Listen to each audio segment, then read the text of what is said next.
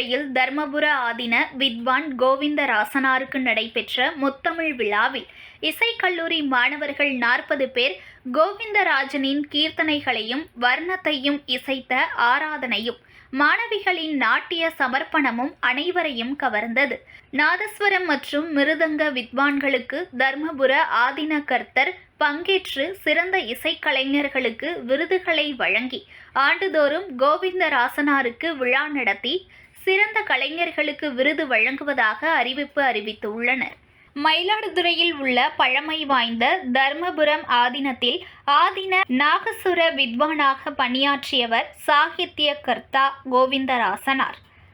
1933ஆம் ஆண்டு ஜூன் 30ஆம் தேதி பிறந்த இவர் 1995ஆம் ஆண்டு அதே தேதியில் தனது 62வது பிறந்த நாள் அன்று உயிரிழந்தார்.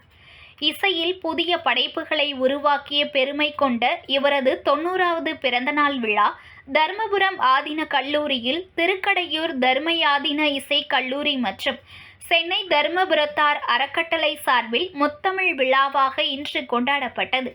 இதில் திருக்கடையூர் தர்மயாதீன இசைக்கல்லூரி மற்றும் சிதம்பரம் அண்ணாமலை பல்கலைக்கழக இசைப்பள்ளி மாணவர்கள் 40 பேர் ஒரே மேடையில் அமர்ந்து கோவிந்தராசனார் படைத்த இசையை நாகஸ்வரம் மற்றும் மிருதங்கம் வாயிலாக வாசித்தனர். மேலும் கோவிந்தராசனார் எழுதிய பாடல்களுக்கு அவரது மாணவர்களிடம் தற்போது நாட்டியம் பயிலும் மாணவிகள் பரதத்தால் ஆராதனை செய்தனர். முன்னதாக கோவிந்தராசனார் குறித்து கருத்தரங்கம் நடத்தப்பட்டது.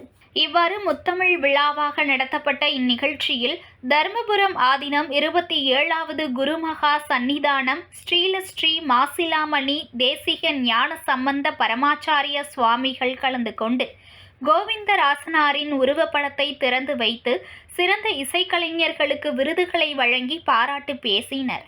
தர்மபுரத்தார் கோவிந்தராசனாரை நினைவு கூறும் வகையில் ஆண்டுதோறும் இதே நாளில் விழா நடத்தி கலைஞர்களுக்கு விருது வழங்கப்படும் என்று கூறினார்.